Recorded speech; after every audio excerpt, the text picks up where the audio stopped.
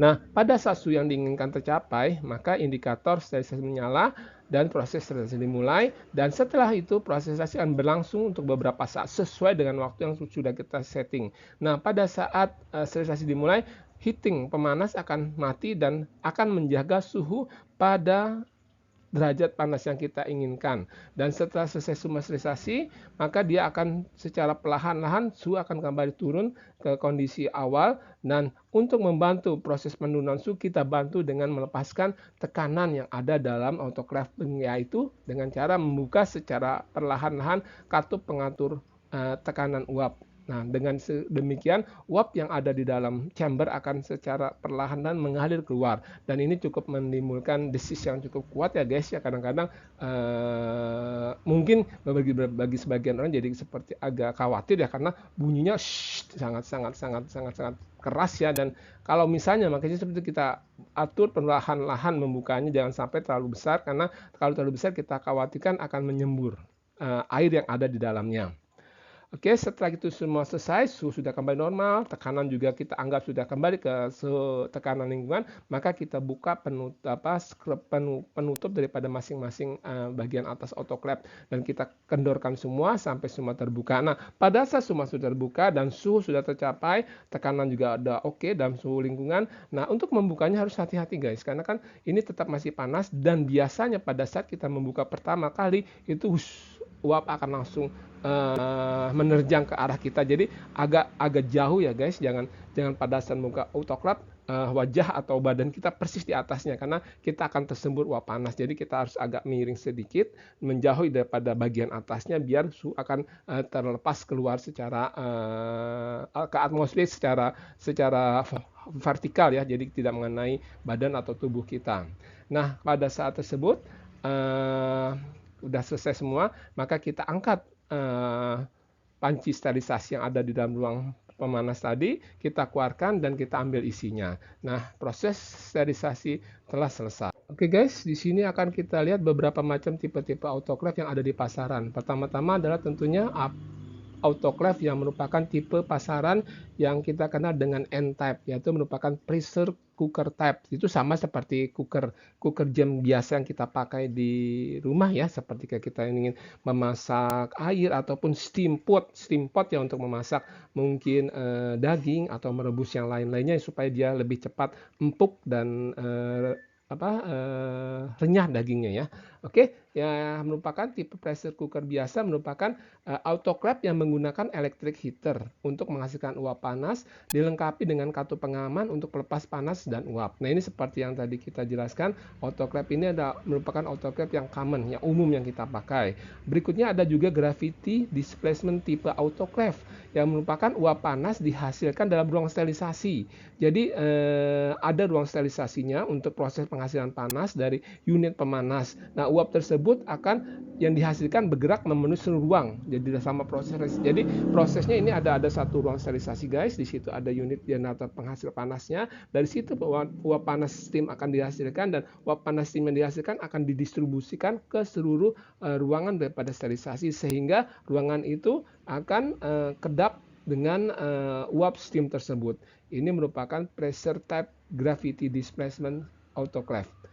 Berikutnya lagi kita kenal juga autoclave dengan positive pressure displacement type, yang merupakan B-type. Merupakan autoclave yang dilengkapi dengan steam, tapi steamnya ini dihasilkan oleh unit yang terpisah. Jadi kalau tadi kan masih jadi satu ya, steam dihasilkan dari ruang sterilisasi dengan menggunakan alat heater. Kalau ini dia terpisah, tersendiri dibandingkan dengan ruang sterilisasi lainnya. Dari situ uap panas atau steam yang dihasilkan akan dialirkan menuju ke dalam autoclave untuk proses sterilisasi. Nah, untuk model yang ini akan lebih cepat menghasilkan uap panas. Jadi di sini merupakan tipe sterilisasi dengan uap panas yang paling cepat untuk proses generasinya. Berikutnya adalah tipe yang negative pressure displacement type atau S-type. Nah, di sini ada sedikit perbedaan. Autoclave memiliki unit penghasil uap panas atau steam yang berbeda dan pembuat vakum yang tersendiri. Jadi ruang sterilisasi, generator penghasil uap, dan pembuat vakum. Nah, unit vakum ini fungsinya adalah untuk menarik udara dari luar. Jadi, udara dari luar akan ditarik masuk ke dalam autoclave mengalami proses pemampatan untuk meningkatkan tekanan. Dan tekanan yang tinggi ini dimanfaatkan untuk proses steam, pembuatan steam oleh generator. Dan dari generator, uap panas yang dihasilkan sistem tersebut akan dialirkan masuk ke dalam ruang chamber sterilisasi dalam autoclave. Nah, tipe autoclave ini merupakan autoclave yang paling baik ya dibanding dengan tipe-tipe lainnya. Karena tadi dia menggunakan sistem double ya, menarik udara dari luar untuk proses vakumnya, untuk membantu proses penciptaan tekanan tinggi, dan juga untuk proses menghasilkan steam yang derajatnya lebih panas dan lebih tinggi dan lebih terkontrol. Nah, ini merupakan jaminan autoclave dengan akurasi dan tingkat derajat sterilisasi yang paling tinggi dan paling akurat. Jadi mungkin tipe S-Type ini nggak semua menggunakan tipe ini ya, karena biasanya di pasar tentunya harganya akan sedikit lebih mahal. Oke, di sini juga akan sedikit diterangkan tentang aplikasi ya, penggunaan daripada autoclave yang secara umum kita tahu ya untuk proses sterilisasi dan desinfeksi. Salah satunya adalah proses sterilisasi untuk peralatan gelas ataupun instrumentasi. Karena instrumentasi biasanya ya dalam tenaga medis atau kedokteran harus bebas dari mikroba atau bakteri. Karena itu kita melakukan proses sterilisasi. Dan salah satu lainnya juga untuk proses bahan baku, sterilisasi pada proses bahan baku industri farmasi. Nah, untuk beberapa bahan baku material yang dari luar perlu juga disterilisasi berdasarkan petunjuk prosedur kerja daripada SOP ya, SOP yang ada dalam CPOB. Biasanya dalam dunia farmasi kita kenal dengan cara pembuatan obat yang baik dan benar. Jadi di situ ada urut-urutan mana material mana saja yang perlu kita lakukan sterilisasi sebelum kita pakai untuk proses produksi.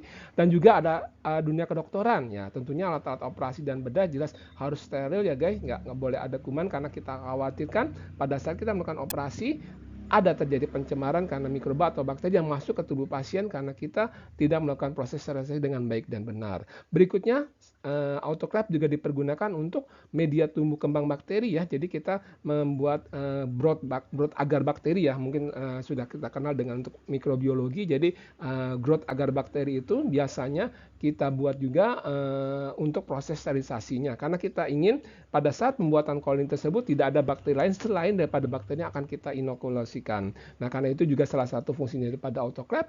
Dan berikutnya adalah untuk dekontaminasi limbah biologis tertentu. Nah, untuk limbah biologis tertentu misalnya dari rumah sakit ya, mungkin dari bekas perawatan pasien ataupun yang lain-lainnya mungkin banyak mengandung mikroba atau bakteri-bakteri yang berbahaya. Nah, pada saat disposal itu tidak bisa langsung disposal secara sembarangan karena harus didekontaminasi dahulu sebelum melakukan proses disposal secara umum. Nah, ini juga salah satunya adalah dengan menggunakan autoclave ini. Oke guys, itu kurang lebih aplikasi daripada autoclave yang umum kita pergunakan, dan untuk lebih lanjutnya nanti kita lihat di videonya ya guys. Oke, sampai jumpa. Assalamualaikum warahmatullahi wabarakatuh.